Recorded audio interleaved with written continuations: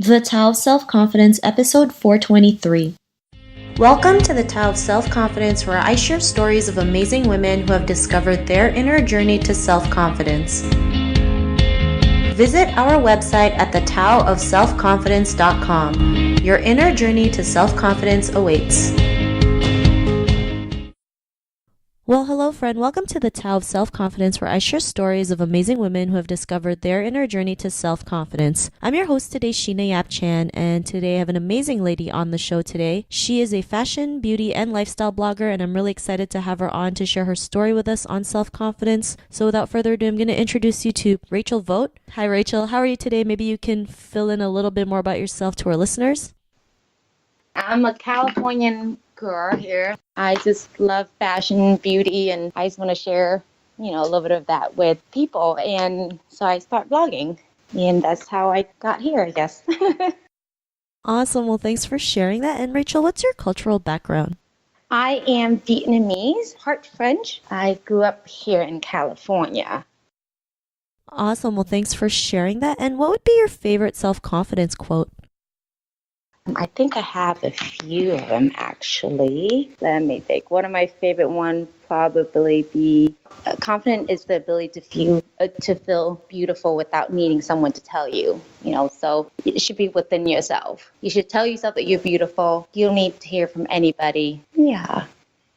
Thanks for sharing that. And I love that, right? We have to realize the first person who should say is beautiful is us, right? Telling ourselves we're beautiful every day. And it may feel awkward at times because we're not used to it, but the more you keep saying it, the more you will believe in it and others will see it as well. I mean, we're all beautiful in our own way, and the more we see it, the more we can go out there and be confident about it. So thanks for sharing that quote. And in your own words, how would you define self-confidence?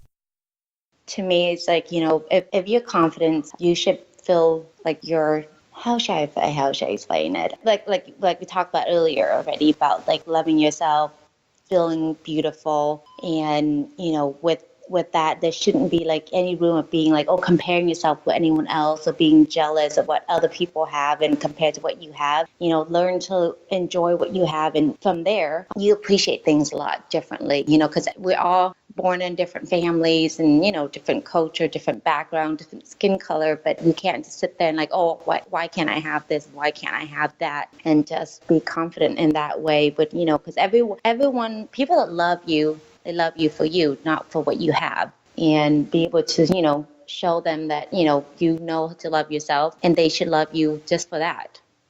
Thanks for sharing that. I love how you mentioned, just enjoy who you are. I think we just forget to enjoy being our true selves, right? Because like you mentioned, we fear people might laugh at us or we're great at comparing ourselves, not realizing like we're more than enough to go out there and be the person that we want to be. So thanks for sharing that great definition. And Rachel, what was your life like before your discovery of self-confidence? I mean, the thing with me is that I didn't have a lot of room to not be confident. My dad passed away when I was a lot younger. So I kind of just had to like fight my way through life and, telling myself certain things, you can do it. There's no room for failure for me. So I think that's pretty much since I was young. And, prior to that, then, I was living life, didn't know what I was doing, kind of a little bit like a lost soul. But when, family situation happened, life just kind of like put me into place. Thanks for sharing that. And sometimes when something like that happens, like you mentioned, life just throws you right in the fire, right? And it's either you keep going or you just stay stuck. And, what was that point in your life, especially when it came to like, blogging about beauty and fashion? What was that point in your life when you realized you were able to go out there and do it? And, what was your aha moment? That's all thanks to like friends and family. Everyone just kind of like encouraged me to do something about this, just because, they come to me for questions and asking me this kind of, what should they wear? What should they do, when they travel and things like that. So I've constantly just like, and I love to share when I have any information. So everyone's like, why don't you do something about it? And that's when I guess this kind of all started. I mean, it's kind of started as a hobby and now it turned into a little bit of something else. But yeah, just kind of thanks to friends and family. Thanks for sharing that. And it's great when there's like, cheerleaders rooting for you, right? They see what you're capable of. And sometimes we're not able to see it until someone else tells us or tells us, like, just do it. It's really great. Like you have a lot to offer. And, because of that, what's your life been like now? Actually, it's been really fun. Like I said, I kind of started this as a hobby, and now it kind of turned into something a lot more than a hobby. And it's really fun. It's easy. I mean, I get to meet a lot of people. Kind of gone to a lot of events, meeting a lot of different friends and people in the same industry, and it's a lot of fun. Like I just meet people, and I get a lot of questions. So giving them tips. It's just it's fun to share your knowledge. So it's been a really good experience. Thanks for sharing that. And it's amazing what something that could start as a hobby can be something even more, gives you more opportunities to go out there and see what else is possible. So, it's great that's been the result of your hobby, your blogging. And to the woman who's listening to your episode, she may be in her own journey of self-confidence. What would be that one tip you would give to her? I was just saying, especially when it comes to confidence is like a muscle. You just got to keep on practicing it. So at the beginning, it'll be like you said earlier, it'll be awkward, it'll be uncomfortable, but you just got to keep telling yourself that you're doing well, you're good. Don't need it. You shouldn't need to hear it from anyone else, but you have to be constantly the person that tell yourself that you can do it. Failure is not an optional. It's just that's just something that usually the people that fail is they do it to themselves because they don't think that they can do it. And if you tell yourself you can't do it, you can't, then you won't be able to do it, So you just have to practice telling yourself that you can do it. I think that's like the biggest key to everything in life, I think.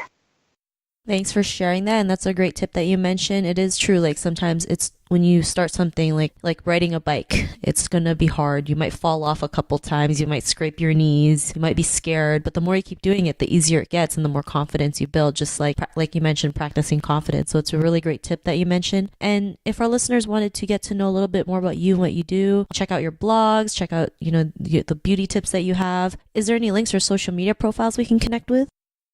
Yeah, so my blog is just rachelvogttrends.com, and all of my handles is the same thing for Instagram and everywhere else, Facebook.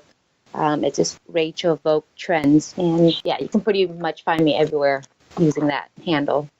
Awesome. Well, thanks for sharing that. And to our listeners, if you want to connect with Rachel, you can also head on over to thetaoofselfconfidence.com and search for Rachel's name. Her show notes will pop up along with everything else we talked about. And I just really want to thank Rachel today for taking the time to share her story and tips with us on self-confidence. So thank you so much, Rachel.